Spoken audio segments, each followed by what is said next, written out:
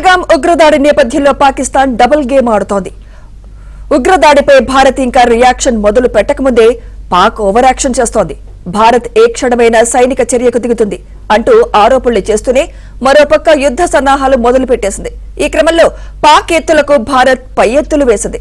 పాక్ సైనిక విమానాలకు navigation signals అందకుండా చర్యలు చేపట్టింది. అత్యాధునిక ఎలక్ట్రానిక్ వార్ఫేర్ వ్యవస్థలను సరిహద్దుల్లో మోహరించింది.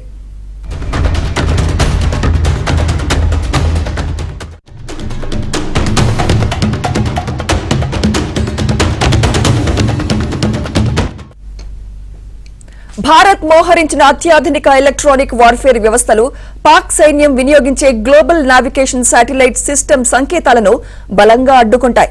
దీంతో పాక్ సైనిక విమానాలు, డ్రోన్లు, గైడెడ్ మిసైల్స్ భారత్లో లక్ష్యాలను గుర్తించడంలో తీవ్ర గందరగోళానికి లోనవుతాయి. ఫలితంగా యుద్ధ రంగంలో ఏం జరుగుతుందో అర్థం చేసుకోలేని స్థితికి పాక్ సైన్యం వెళ్తుంది.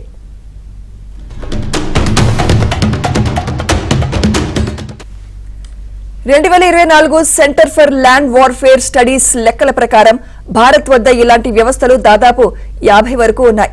ఇక వాయుసేన రఫేల్ యుద్ధ విమానాల్లోని స్పెక్ట్రా సూట్స్, నేవీ వినియోగించే శక్తి సిస్టమ్స్ కూడా నావిగేషన్ సిగ్నల్స్ ను జామ్ చేయగలవు. కాగా పాకిస్తాన్ విషయానికి వస్తే దాని వద్ద సొంతంగా తయారు చేసుకున్న ఎలక్ట్రానిక్ వార్ఫేర్ వ్యవస్థలు లేవు. కానీ చైనా నుంచి దిగుమతి చేసుకున్న DWL-002 జర్బా కోస్టల్ EW సిస్టమ్ వంటివి ఉన్నాయి. వీటితో పాటు కమర్షియల్ జామర్లను పాక్ వాడుతోంది.